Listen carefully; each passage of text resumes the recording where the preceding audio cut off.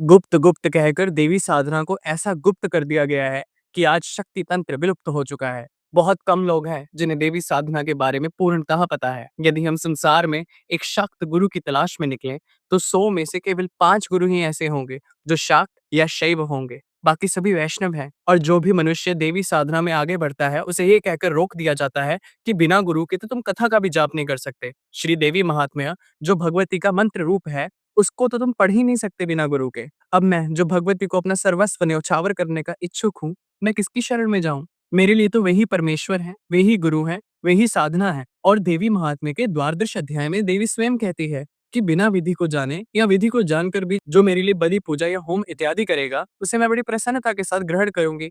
आदि गुरु शंकराचार्य जी ने भी कहा है कि ना ही मैं मंत्र जानता हूँ, ना मुझे यंत्र का ज्ञान है, स्तुति अर्चना का भी नहीं पता, स्तोत्र और कथा की भी जानकारी नहीं है, ना तो तुम्हारी मुद्राएं जानता हूँ, ना ही मुझे व्याकुल होकर विलाप करना ही आता है। परंतु एक बात जानता हूँ, केवल तुम्हारा अनुसरण, तुम्हारे पीछे चलना, जो कि सब क्लेशों को, समस्त दुख विपत्तियों को हर लेने वाला है। दीपावली के इस महीने को वैष्णव संप्रदाय दामोदर महीने के रूप में भगवान श्री हरि विष्णु को प्रसन्न करने के लिए भिन्न भिन्न प्रकार की मंत्र स्तुति करता है। परंतु क्या हमें पता है कि ये दिन काल रात्रि के दिन है? ये दिन भगवती को प्रसन्न करने के लिए, उनकी विशेष कृपा प्राप्त करने के दिन है। यदि हम मंत्र स्तुति नहीं कर सकते, यज्ञ नहीं कर सकते, तो हम कथा का तो श्रवण कर सकते हैं ना। देवी महात्म्य के प्रथम चरित्र में भगवती महाकाली मधुकैटभ के अंत के समय प्रकट होती है। वो ही देवी को अति प्रिय है।